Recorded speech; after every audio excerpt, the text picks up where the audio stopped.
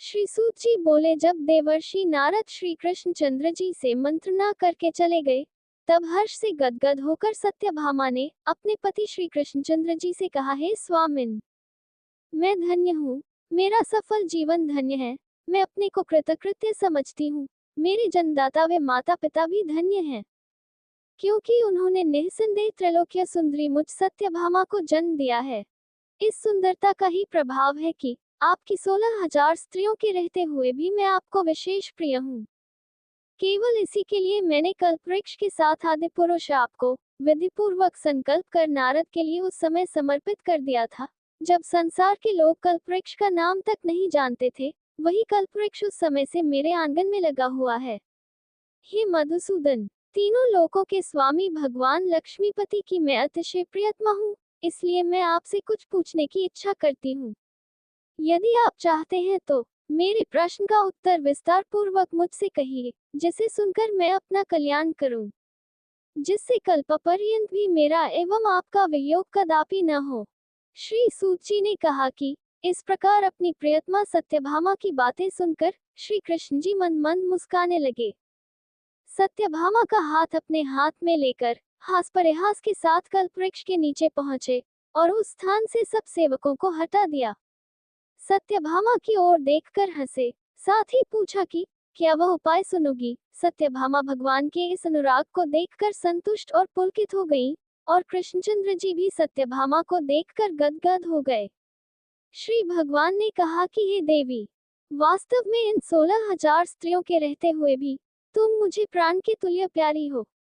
तुम्हारे लिए देवताओं के साथ इंद्र से भी लड़ गया था।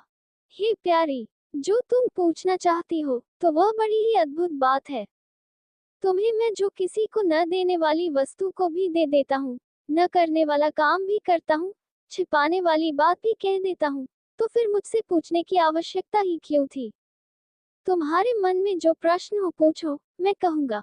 सत्यभामा ने कहा, हे नाथ, मैंने पूर्व जन्म में कौन सा दान, व्रत अथवा तपस्या की थी, जिसके प्रभाव से मैं संसार में पैदा होकर भी संसार की बाधाओं से मुक्त हूँ और आपकी अर्धांगिनी हूँ।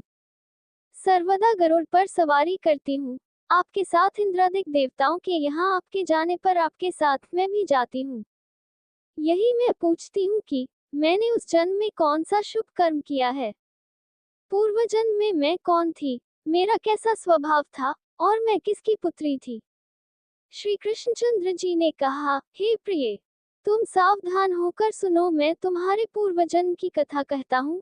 उस जन्म में तुमने जिस पवित्र व्रत को किया था सो बतलाता हूँ। जबकि सतयुग का अंत हो रहा था, उस समय मायापुरी में एक त्रिगोत्र वाला देवशर्मा नामक ब्राह्मण निवास करता था। वह समस्त वेदों तथा वेदांगों में पारंगत, अतिथि पूजक, अग्निहोत्री तथा सूर्य नारायण का व्रत करता था। सर्वदा सूर्यदेव की उपासना करने के कारण वह दूसरे सूर्य की भांति देदीप्यमान था। उसको वृद्धावस्था में गुणवती नाम की एक कन्या उत्पन्न हुई। देवशर्मा को उस पुत्री के अतिरिक्त कोई संतान नहीं थी। उसने अपनी पुत्री का विवाह अपने एक शिष्य चंद्र के साथ कर दिया। पुत्र विहीन देवशर्मा अपने शिष्य चंद्र को अपने पुत्र के समान मानते थे, और जितेंद्रिय चंद्र भी देवशर्मा को अपने पिता के सदृश समझता था।